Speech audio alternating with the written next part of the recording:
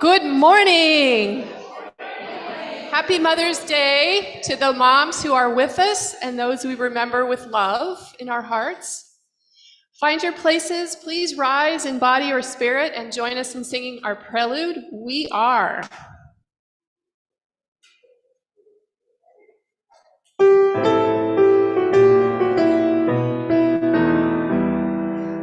For each child that's born, a morning star rises and sings to the universe who we are. For each child that's born, a morning star rises and sings to the universe who we are. We are our grandmother's prayers, and we are our grandfather's dreamings.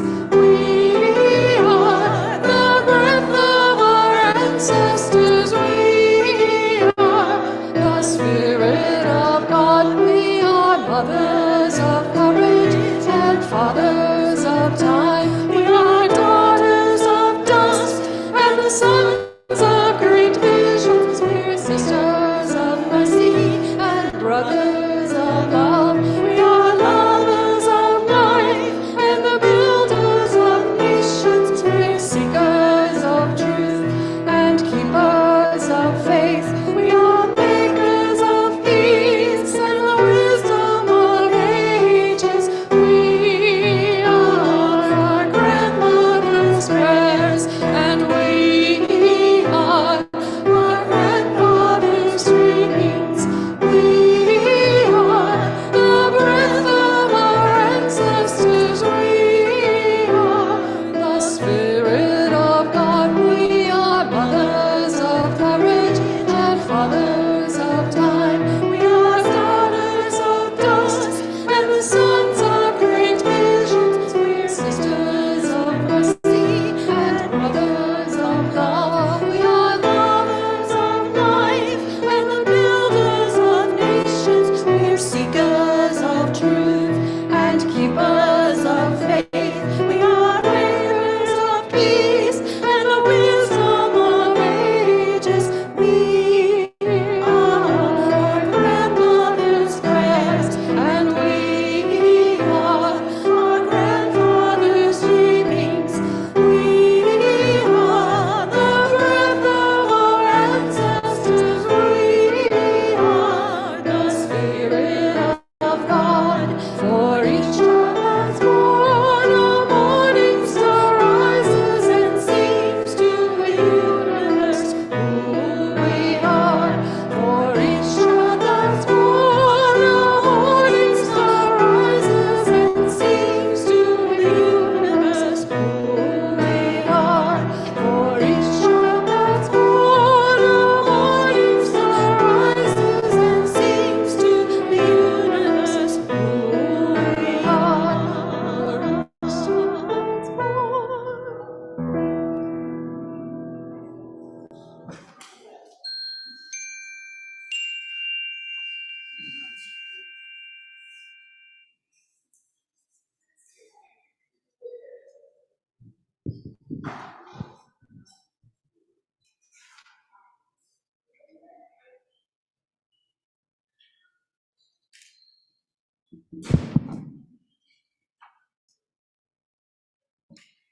What can they do to you? Whatever they want. They can set you up. They can bust you. They can break your fingers. They can burn your brain with electricity, blur you with drugs till you can't walk, can't remember. They can take your child, wall up your lover. They can do anything you can't stop them from doing. How can you stop them? Alone, you can fight. You can refuse. You can take what revenge you can, but they roll over you. But two people fighting back to back can cut through a mob. A snake dancing file can break a cordon. An army can meet an army. Two people can keep each other sane, can give support and conviction, love, massage, hope, sex. Three people are a delegation, a committee, a wedge. With four, you can play bridge and start an organization.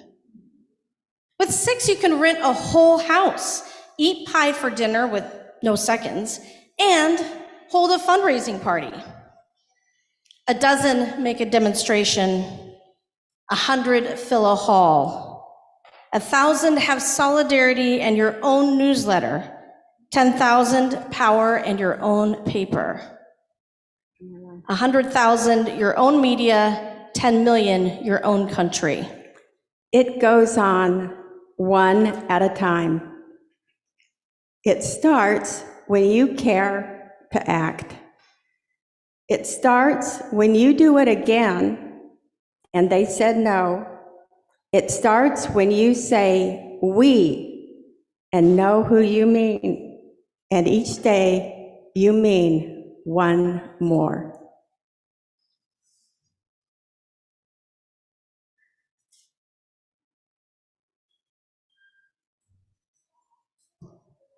If you could join us in our welcoming words as Reverend Sarah lights the chalice. We kindle this flame, symbol of our faith, for the light of truth, the warmth of community, and the fire of love, which calls us to work for justice. Welcome on this beautiful Sunday in May to Valley Unitarian Universalist Congregation, and happy Mother's Day. On this day, we celebrate our mothers for the miracle of birth, all the risks, all the courage, and for the lifetime of hard work and worry of raising children to grow into compassionate and caring adults. But we also observe the tradition of Mother's Day with a critical lens, understanding how it is used as a cultural institution to limit our efforts to find and express our true, authentic selves. Mother's Day is a day to celebrate not only mothers, but also the many ways women use their power to guide, heal, and nurture in so many ways unique to their own lives. Valley Unitarian Universalist is a welcoming congregation. It is also fair to say that we are a feminist congregation, a congregation dedicated to dismantling sexism and challenging the arbitrary gender binary. My name is Joel Sanis, and this is my debut as a worship associate. Thank you. I use he, him pronouns. Whether you are a radical or an incrementalist, liberal or conservative, older or younger, whatever your gender identity is, regardless of your income level or who you choose to love, you are unabashedly welcome here. Let's take a moment now to have us say hello and good morning to our friends and members online. We're able to do that. It should pop up here in a minute. There we go. Hello. Welcome everyone online as well. Thank you for being here in person. Thank you for being here virtually. We take this opportunity to thank and honor the original caretakers of this land, the Akimel O'odham, Pima, Pipash, Maricopa, and Yavapai people. For those of you who are new, we want to make sure you are seen and that we have a chance to greet you. So I remember when I did this years and years ago, it's a little bit nervous. If you're here for the first time or are new and haven't had a chance to introduce yourself, please stand as you are able. Welcome. Truly, you are welcome here. It's great to see you all.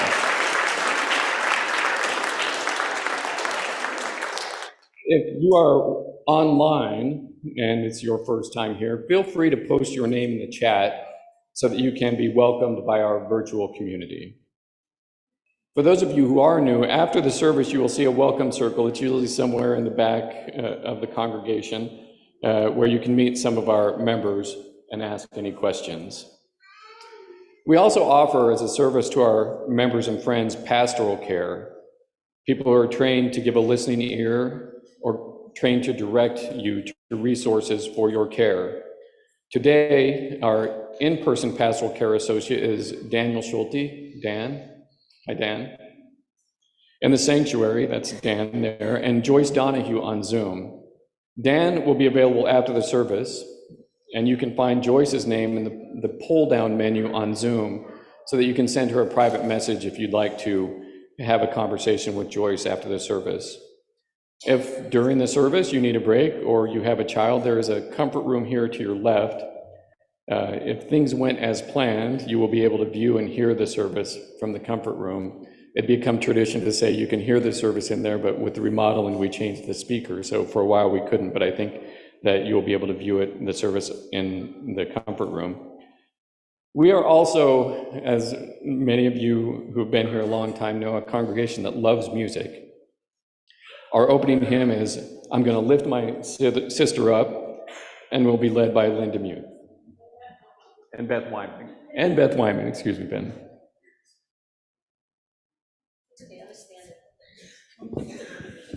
I asked Beth on Thursday if she could help me song lead, because I'm also playing piano, which is a very interesting morning.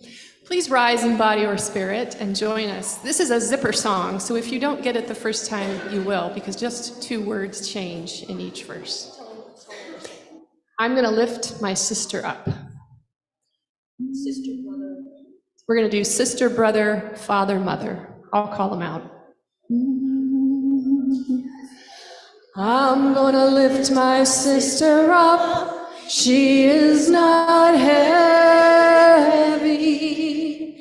I'm gonna lift my sister up. She is not heavy.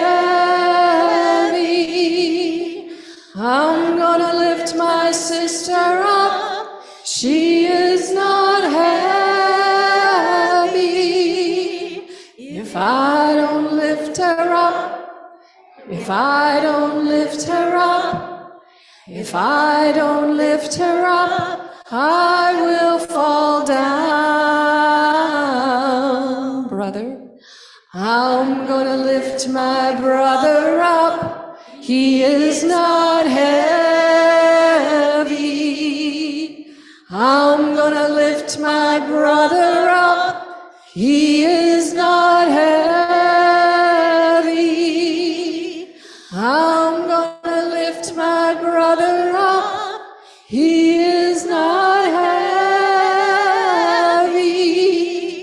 If I don't lift him up, if I don't lift him up, if I don't lift him up, I will fall down.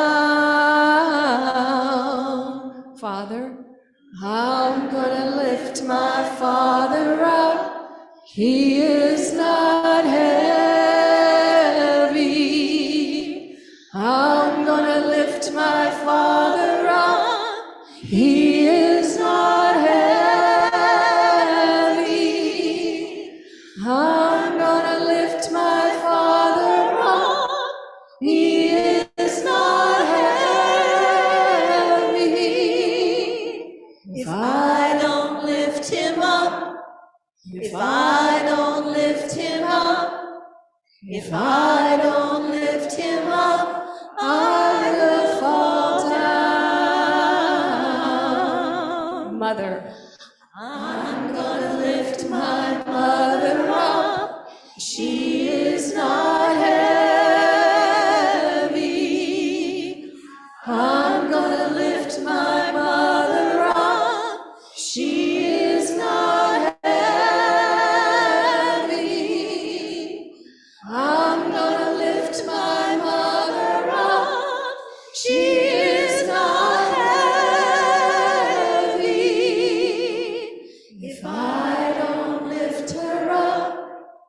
If I don't lift her up, if I don't lift her up, I will fall down.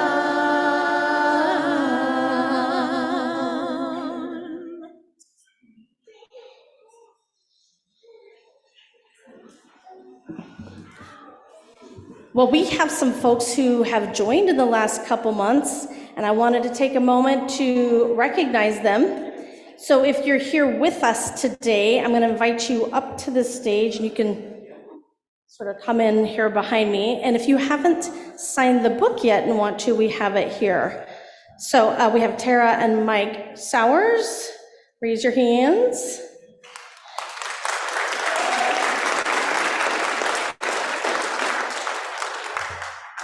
And we have Colleen Linko and Jeff Blankenship.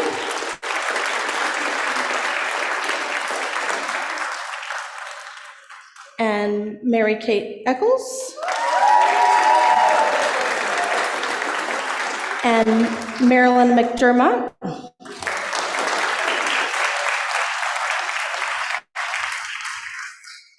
Is there anybody else who joined that I don't have up here? There's a couple people who joined who aren't with us today, and I told them we would recognize them when they could be with us, so you could see their beautiful faces in person. So today, we welcome in our community these new members who have chosen to make a commitment to this congregation by signing our membership book. New members, we are so glad to have you here with us and that you have chosen this community of fellow seekers to travel with you on your life journeys. Will you accept our gifts of fellowship, discovery, and service? Will you offer us your unique presence and gifts? Will you add your name to the long history of Unitarian Universalist people who spread hope with our living faith? And will you engage with us as we seek to create a community and a world dedicated to love and justice? And your line is, we will. if that's true for you. Congregation, you have the same line. Congregation, will you welcome these new members with the warmth and comfort of your fellowship? Will you seek to add your strengths and talents to the new gifts that they bring us? Will you share our triumphs and our struggles as our community grows and changes? Let us say together again the covenant of this church, the promise that we make each week to ourselves and to each other, which holds our community together with common purpose and common love in the midst of our beautiful diversity of belief. Love is the doctrine of this congregation. The quest of truth is our sacrament, and service is our prayer.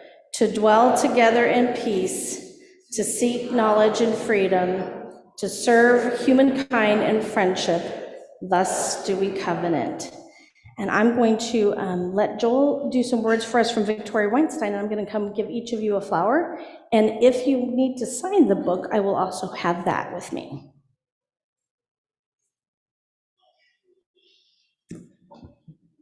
Congratulations, new members, and we're thrilled to have you join us.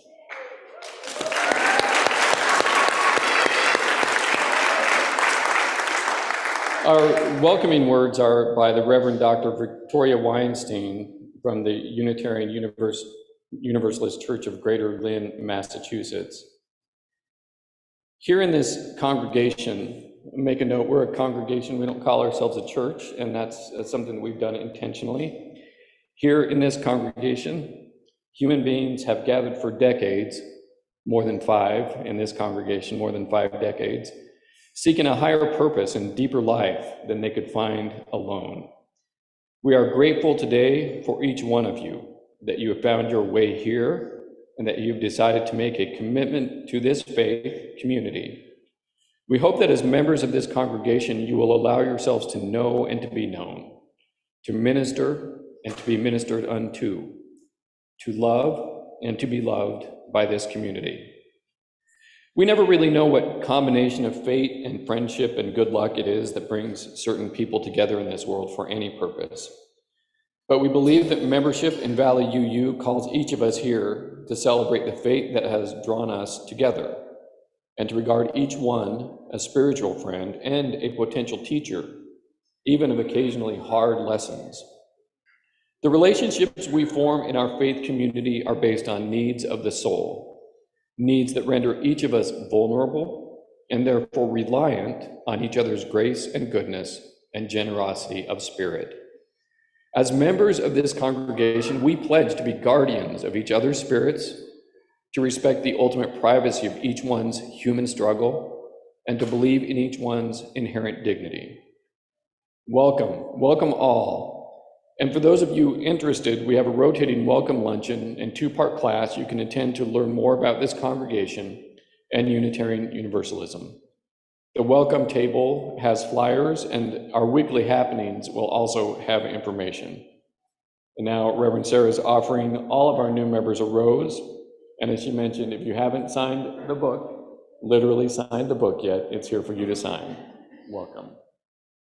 You're welcome.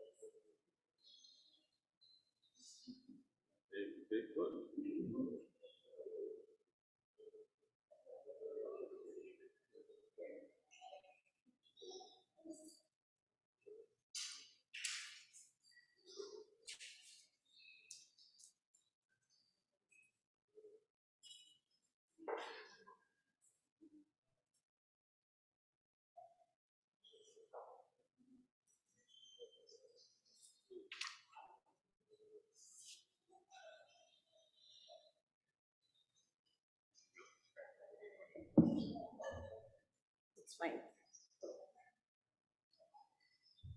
Do you want this?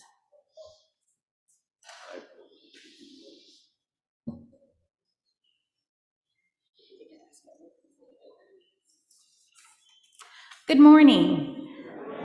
My name is Kelsey McIntyre. I am the Faith Formation Assistant. My pronouns are she, her. I'd like to welcome the children up now for a time for all ages.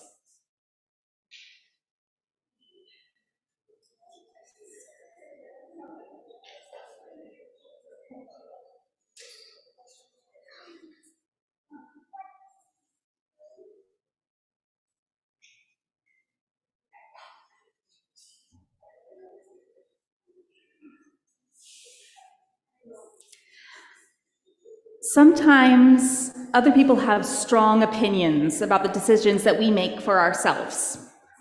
There is a phrase in French, c'est moi qui décide. It means it is me who decides.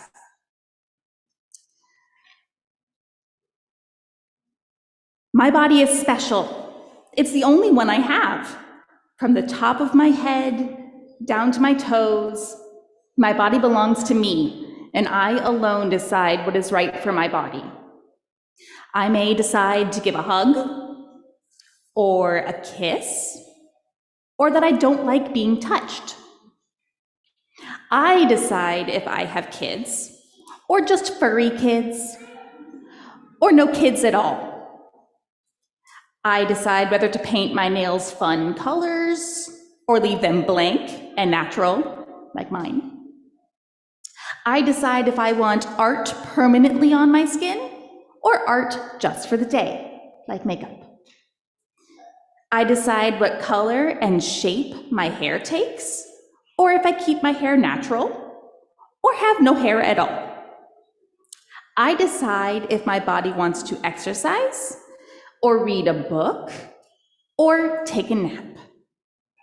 I decide if I want to feed my body meat, eat vegetarian or a vegan diet. When someone tells me what to do with my body, I stand up for myself and say, this is my body, I decide. So I just wanted to remind you all to thank your moms today for choosing you all. Now, if the adults would stand and make the bridge of love, we will sing the children out. Thank you.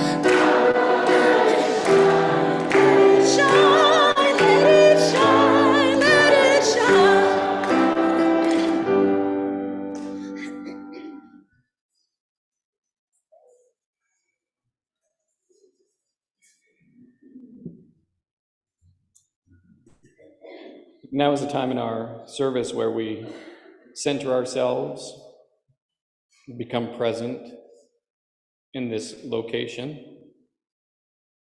Finding time for quiet seems like a luxury, but it is essential for our well-being.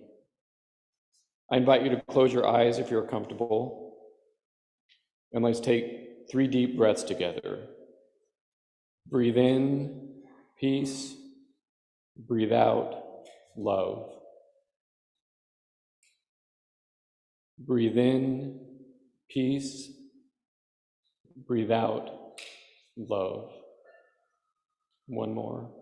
Breathe in, peace. Breathe out, love. If you have a person you are thinking of, possibly your mother or a woman who was like a mother to you, or any other person, please feel free to light a candle on your left, or move a stone in front on your right, or make a notation in our Joys and Sorrows book. The centering reading is by Reverend Linda Susan Ulrich, and is called For All the Mothers. For all the mothers and mother figures, the grandmothers, aunts, and extended family members who mother, the soon-to-be mothers, the wish they were mothers, the never wanted to be mothers, the it's complicated mothers, the birth mothers, foster mothers, adopted mothers, stepmothers, the used-to-be dad mothers and more than one mom mothers, the single mothers, separated mothers, stay-at-home mothers, unhoused mothers, the grieving mothers, those who grieve their mothers, and those whose grief is complex. For all the communities that mother, and for all who depend on the great mother, you are held and beloved. We'll be moving into our centering music, There Is a Love. Please remain seated. We'll do this a couple times all together, and then Beth and I will lead you in a round, so just pick your favorite part. There is a love holding me. There is a love holding all that I love. There is a love holding all. I rest in this love.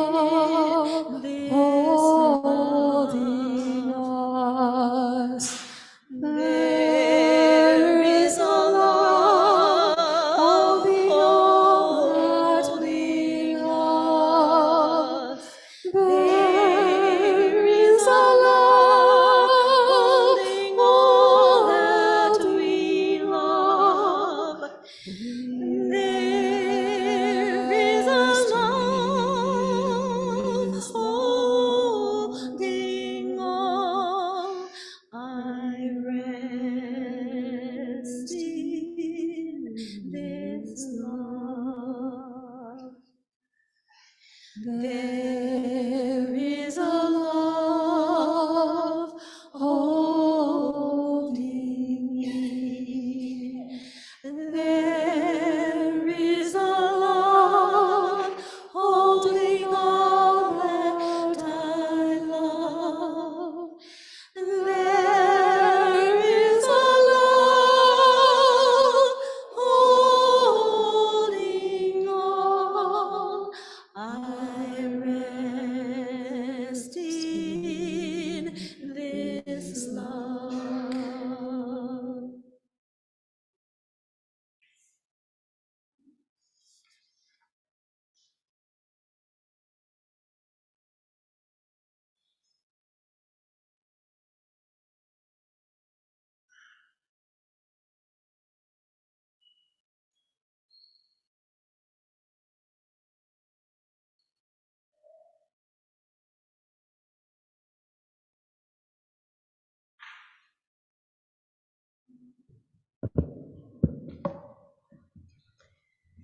My name is Barb Rodman, and my pronouns are she and her.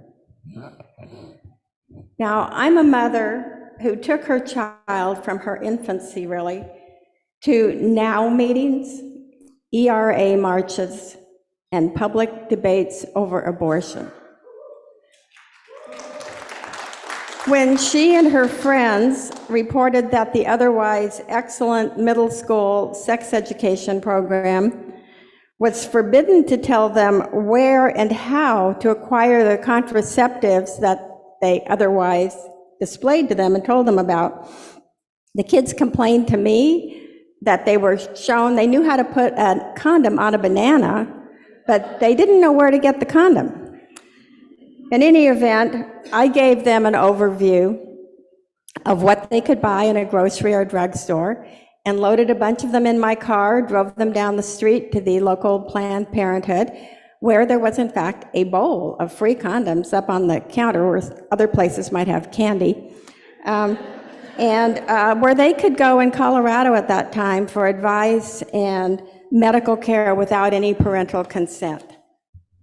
I never got any feedback from the other parents. I think they might have been relieved that I did that. The current debate over abortion and the rights of LGBT, especially Q people, reminds me that our culture still seems to value the so-called unborn lives over the lives of our living and breathing children and their parents. Affordable quality childcare is unavailable to many families. I just heard this week on NPR that it's not uncommon for childcare expenses to be greater than the mortgage or rent payment that families make. That's very different than it was back in the 70s, very different. And public education and public health programs are under constant attack. Instead of Mother's Day gifts and flowers, I long ago asked my daughter, and see, I'm going to be teary through this whole thing, and my grandchildren, instead of gifts or flowers, to make a commitment to fight for the principles of reproductive justice. There are 4 of these: the right to own our bodies and control our futures. And these are true for people of all genders. So those of you who identify as men, you might think you already have these, but think about how important they are as I read them. The right to have a child, the right to not have a child, and the right to parent in a safe and healthy environment. A recent reading of Angela Garbs' book, Like a Mother, that I read for the UU Women's Federation Book Club, it prompted me to think back on the lives of my mother, my grandmother, and my great-grandmothers. Beginning in 1898, when she was just 16 years old, my great-grandmother, Barbara Reichert Lennon, endured 13 pregnancies over a 19-year period. 12 children, including a set of twins, survived, but her own health was severely compromised.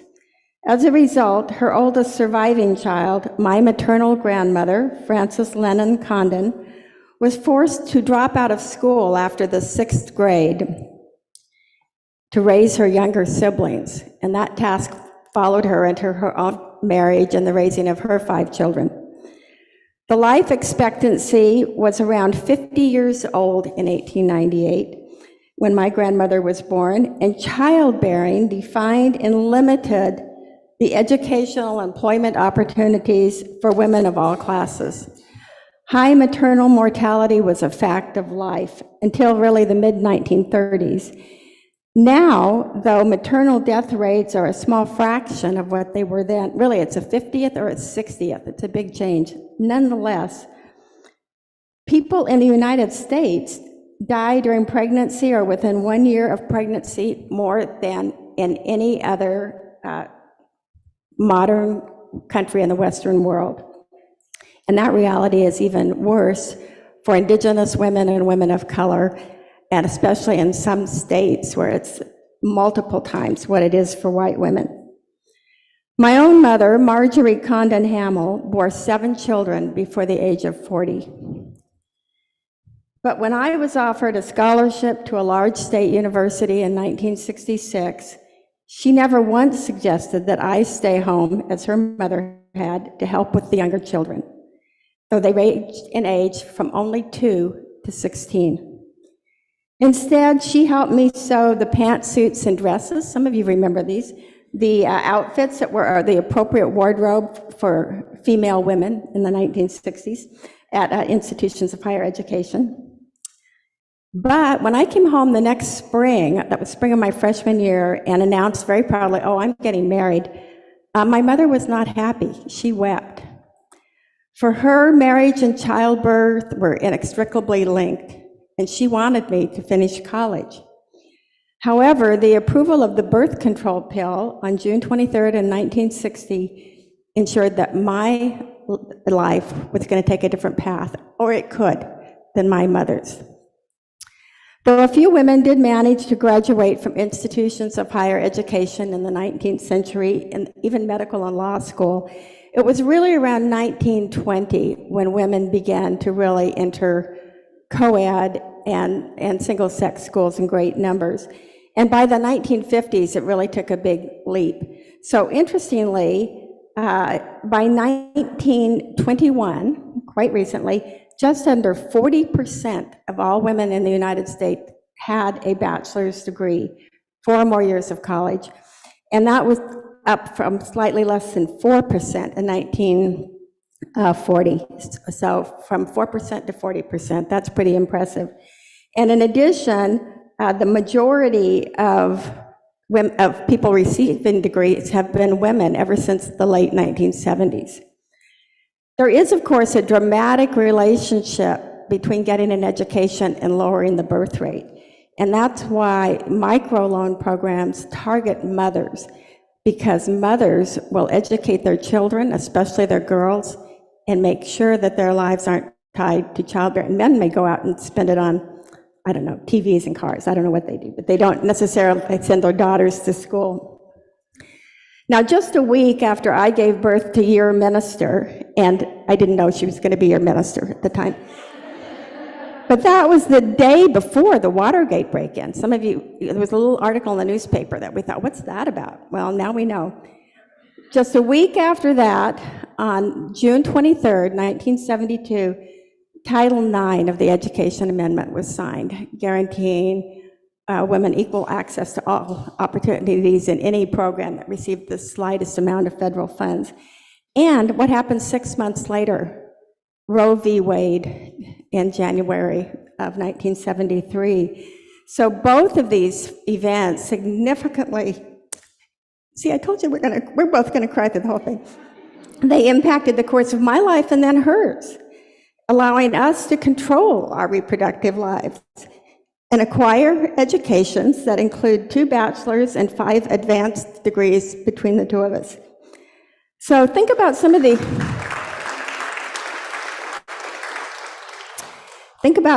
other important milestones of these years.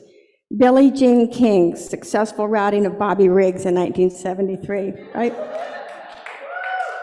Sandra Day O'Connor's accession to the Supreme Court in July 1981, followed by the other women that have been appointed. the political milestones attained by Geraldine Ferraro. Who remembers her? Okay. Nancy Pelosi, Hillary Clinton, and Kamala Harris, plus Sally Ride's dramatic ascent into space in 1983. We might also include passage of the Equal Pay Act of 1963, the Violence Against Women Act of 1994, and the lifting of the ban on women serving in combat roles in 2013. Now, I did teach women's studies at one point. Can you tell that? I'm not going to bore you with the complete list of achievements that I might, but I'm grateful every day that Sarah and I have been able to live lives our foremothers couldn't even imagine, even my mother.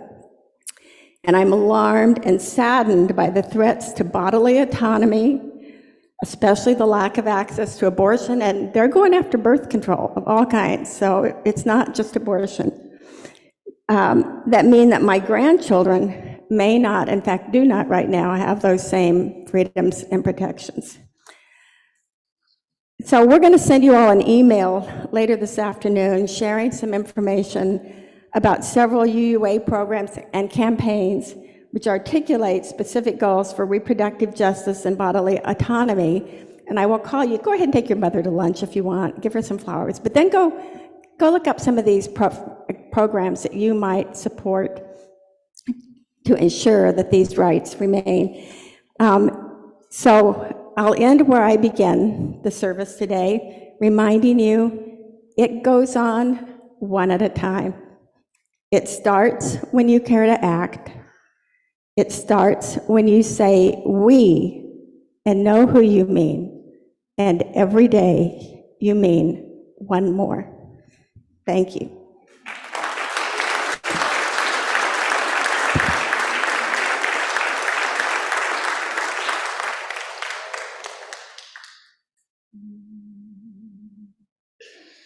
Ancient Mother, I hear you calling. Ancient Mother, I hear your song.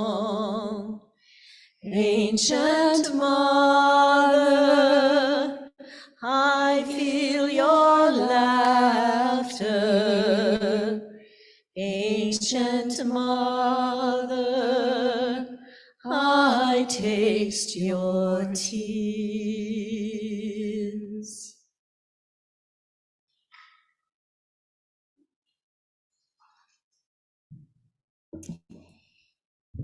Well, now you've met my mom, or as sometimes we call her at home, Dr. Grandma. And as she illustrated, citizenship in its truest sense is belonging to a community with agency and responsibility. It's having the power and authority to determine your path and forge your future, and it has been diminished in our country by systems that deny our most basic human rights. We've been denied belonging and autonomy based on our gender identity, many different biological features, including whether we have a womb, the color of our skin, and how our bodies function, or rather how they are differently abled. Access or denial of access to healthcare and reproductive planning in particular have defined our ability to claim autonomy and therefore true citizenship. In order for those of us who have them to claim our wombs as our own, we have had to engage in an epic struggle, one which we have lost precious ground in recently. Now, as someone who came of age in the late 1980s, I had access to a wider range of birth control options than my mother had, and I didn't realize until I took women's studies that my grandmother's generation was the first to have access to birth control pills, although for many of them it was a little too late. I grew up in a household that taught me that my body was mine, that I had a full say about what happened to my body, who could touch me, and how and when.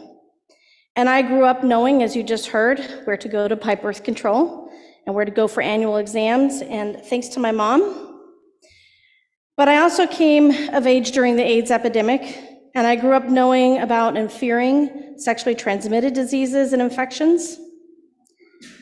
My mom taught me that I could question, that I could say no. In fact, I hear it's one of my first words. And that I could be in charge, that I could and should speak on my own behalf.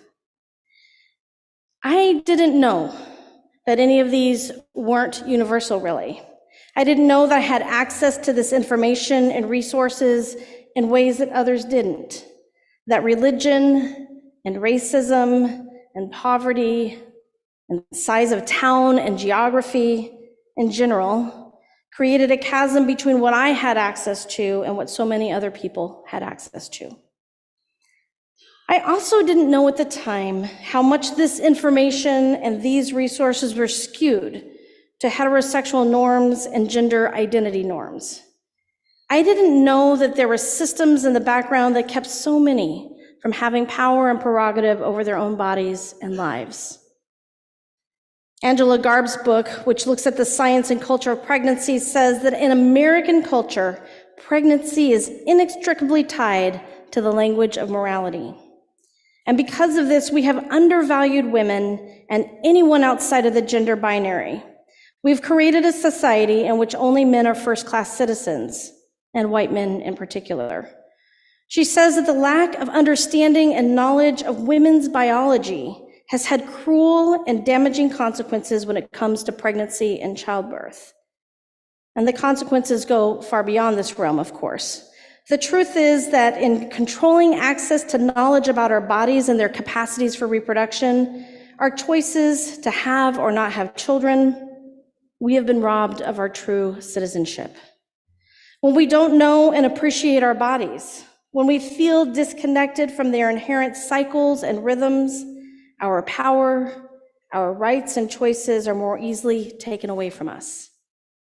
And this is the reality that we're living right now in a post-Roe world where the voices in our legislatures are robbing us and our children of their humanity simply because they exist outside of the defined preferences of their masculinity. Everything is judged against this narrow definition of masculinity. To be female or feminine in this reality is to actually not be that version of male or masculine.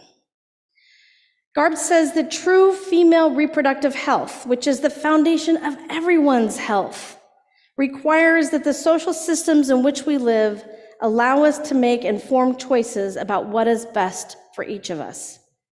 But in fact, our medical system and its knowledge has often been gained from the kind of science that allowed men, like Dr. J. Marion Sims, to experiment on the bodies of enslaved women, a form of heinous medical abuse, and to have their work be enshrined as a breakthrough in medicine, to be named, for example, the father of gynecology. Garbs points out that the vast majority of resources on pregnancy and motherhood direct our eyes and minds to issues that don't actually matter in the grand scheme of things. The problems we face are much bigger.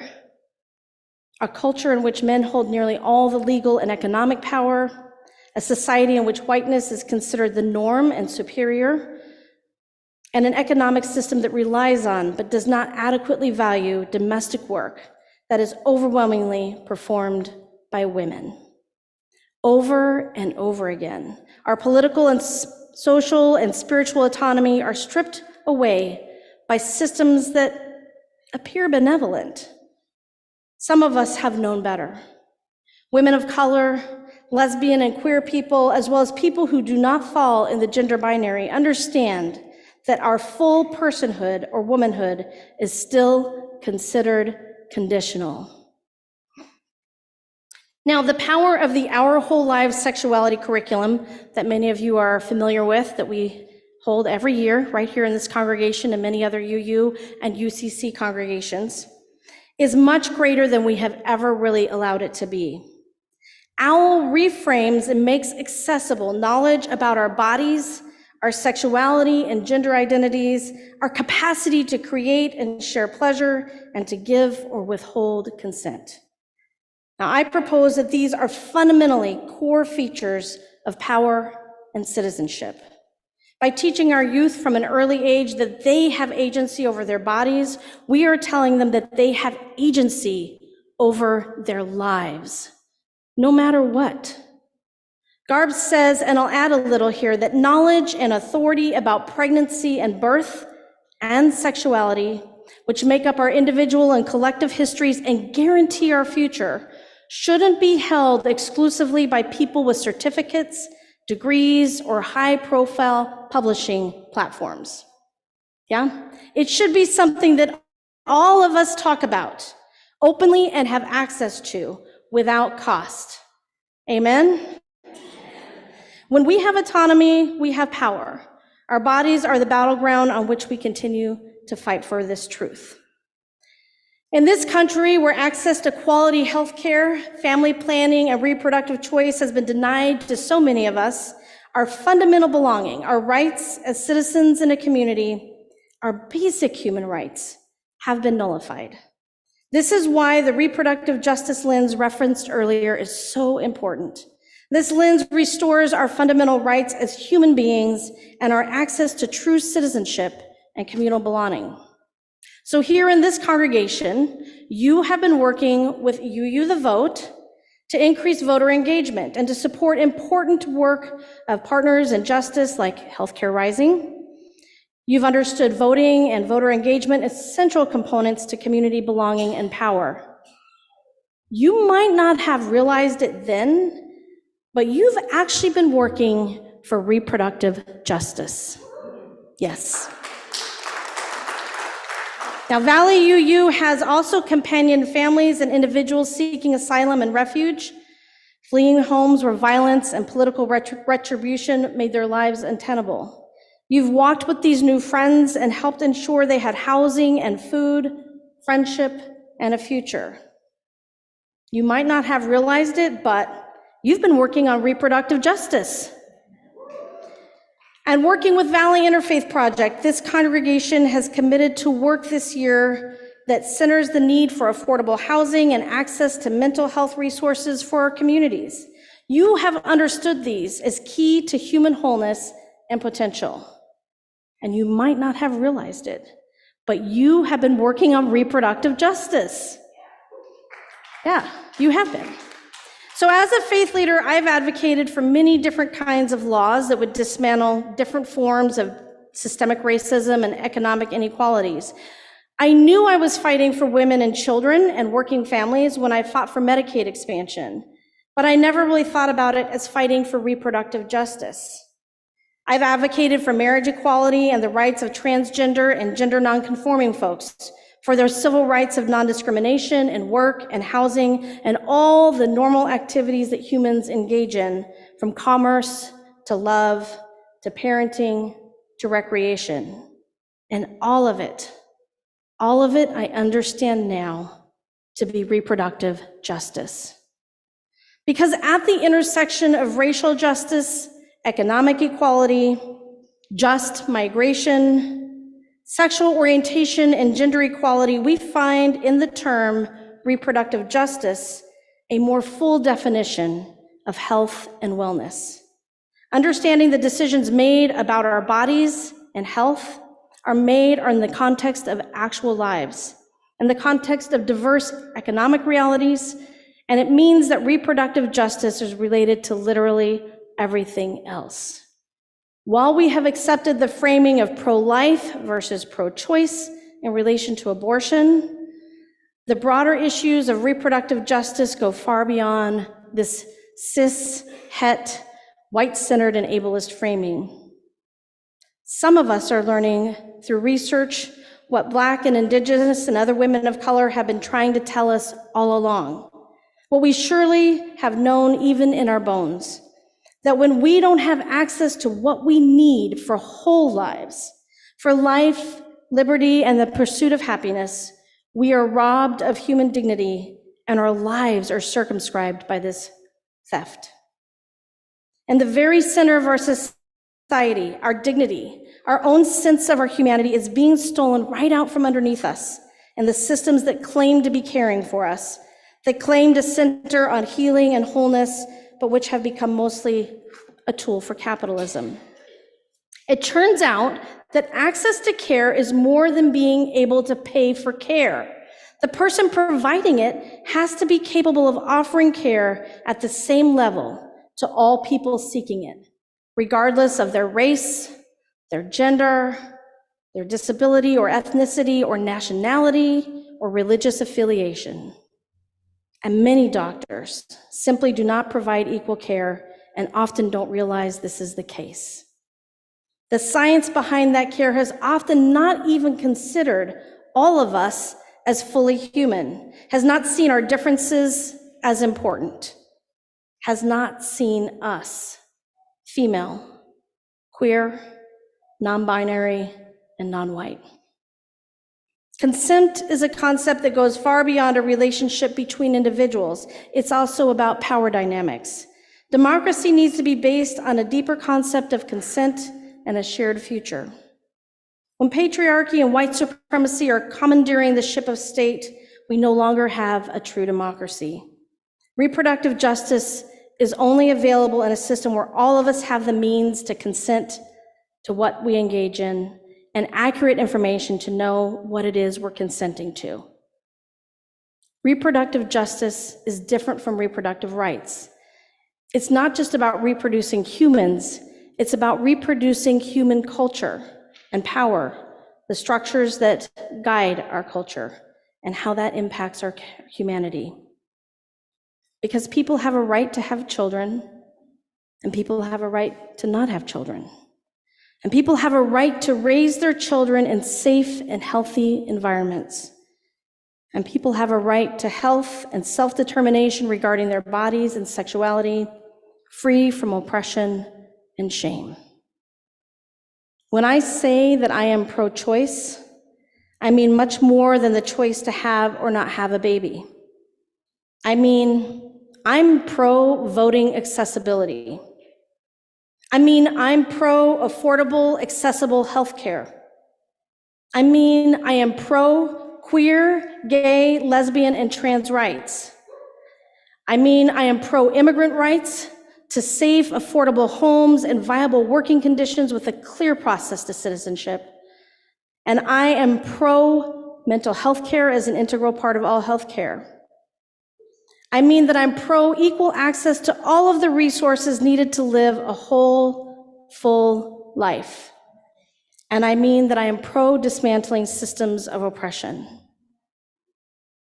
I gave birth to 2 people who can get pregnant. One of them identifies as male. Both live in the world outside of heteronormativity. We need to provide and protect healthcare that understands the impacts of racism and misogyny, transphobia and homophobia on the health and well-being of all humans. Let's create a world worth reproducing, y'all. One where we have the liberty to choose for ourselves the pathways to wholeness and community, because the pathway is barrier-free and accessible, maybe even verdant. This is reproductive justice. This is the beloved community. So on this Mother's Day, I declare my womb and my body to be my own. I proclaim my full citizenship. And I proclaim the same for all whose autonomy has been diminished and stolen by systems of power. So,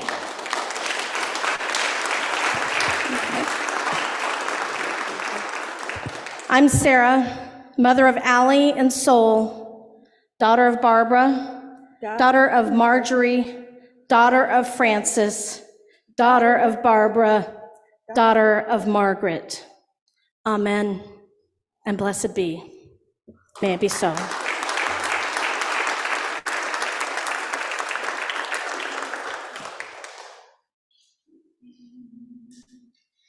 Ancient Mother, I hear you calling. Ancient Mother, I hear your song. Ancient Mother,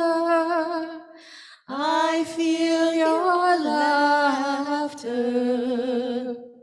Ancient mother, I taste your tears. Ancient mother, I hear you calling. Ancient mother, I hear your song. Ancient mother, I feel your laughter. Ancient mother, I taste your tears.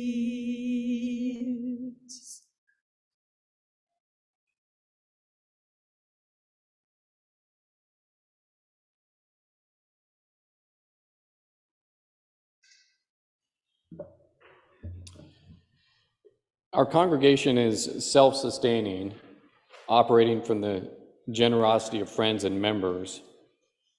We are in a second phase of our annual pledge drive. Knowing that we have not made our annual goal, my family and I decided to increase the pledge we made at the beginning of the year. And as you are able, we hope you will consider pledging or increasing your pledge. Board Vice President Mark Foote is here to discuss the second phase of our pledge drive. Mark.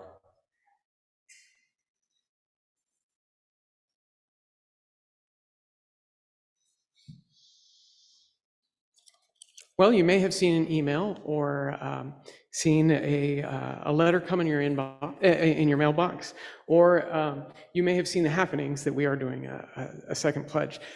I didn't grow up here in a UU congregation. I came from a totally different structure of how we fund what we do, and I was explaining it to my sister that the concern that we're currently dealing with, and I realized that maybe some context that I wish I had a couple years ago could help some of us. So this is what I wish I'd understood. We are not a top-down organization. We are on our own. The members here own VUU. That's what we are. We're on our own. Now we have a connection to the UUA. We actually pay them for a lot of things that they do. They provide us services and that, but we are self-contained. VUU is a lot of things. It's an employer. We have wonderful people who work for VUU. We have Todd, we have Sarah, we have people that you may not see very often, like Joe, who fixes things. You might not know him, but he does a lot.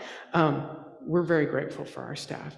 And like any family, we have a budget, and we need to make sure that at the end of the day, we can pay our bills. We have a mortgage on this place. It would be great if we owned it outright, but we're not there yet. And so there's a difference between a pledge and donating every week or whenever you do. The pledging allows us to be a good employer, a reliable employer that can commit to our staff that we will be able to continue to allow you to support your family, and we can make payroll. We have to pay for this building, and we have to pay for the landscaping, and these allow us to make a plan so that we can be responsible stewards of the finite resources that we have. And so we are in the congregational conversation after this meeting, we're going to present two different budgets, one where we can verify to all of you that we will keep the lights on and pay our staff. But if you believe in this vision, if you are part of this community, you'll try to do more of it. And we have a desired budget where we can do more social justice work, that we can be the best version of VUU. And the pledging allows us to make those responsible plans. And I similarly have looked at what my pledge was at the beginning of the year and took a hard look, and I've increased it. And I know many of us have already done that. And thank you for everything. It warms my heart. I have my kids in the youth program here, and it takes a village. I am so grateful to have this village that is helping me raise my children in a loving environment that advocates good values. It's the environment I want to be in. You are my community, and thank you for letting me be here and serve you in this capacity, and I appreciate every moment I get to spend with you all. Thank you.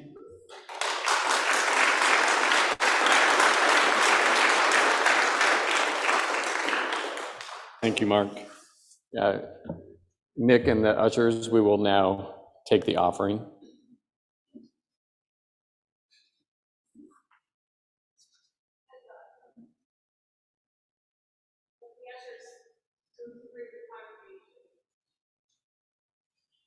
We're waiting for sound. Yay.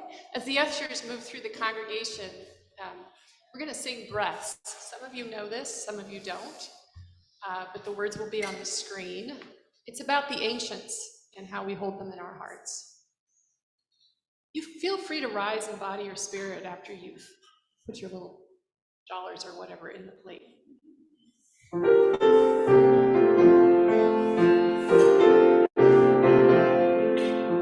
Sin more often, gives victories. Listen more often to things and to beings. The ancestors' breath when the fire's voice is heard. 'Tis the ancestors' breath in the voice of the waters.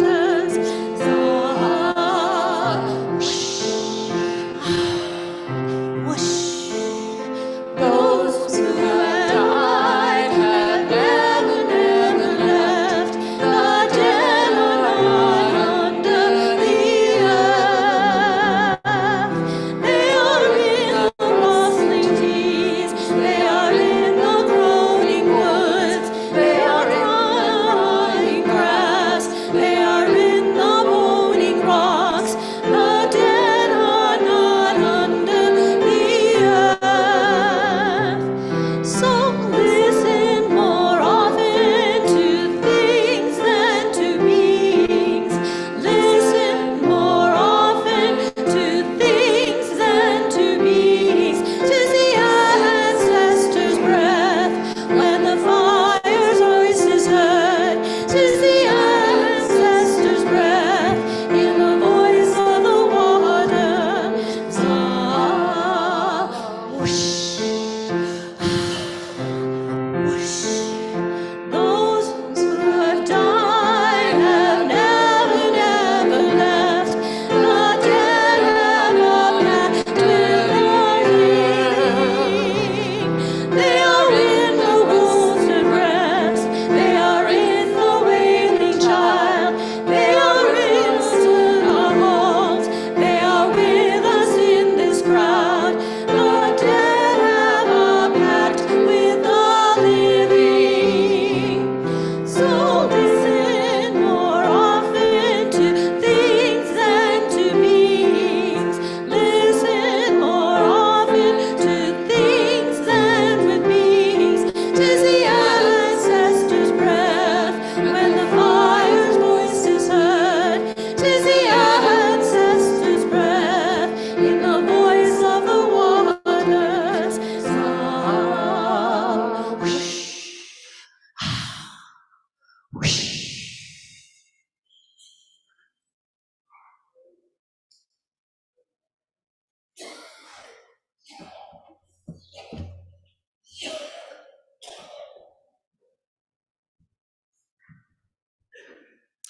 A strong woman is a woman determined to do something others are determined not be done. She is pushing up on the bottom of a lead coffin lid. She is trying to raise a manhole cover with her head. She is trying to butt her way through a steel wall. Her head hurts. People waiting for the hole to be made say, "Hurry, you're so strong." What comforts her is others loving her equally for the strength and for the weakness from which it issues. Lightning from a cloud. Lightning stuns. In rain, the clouds disperse. Only the water of connection remains, flowing through us.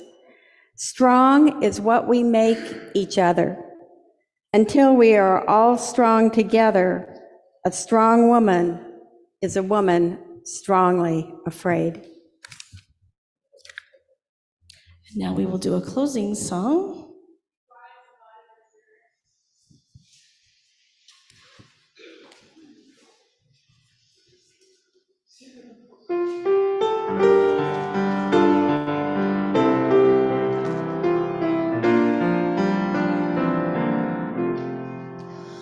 We laugh, we cry, we live, we die, we dance and sing our song.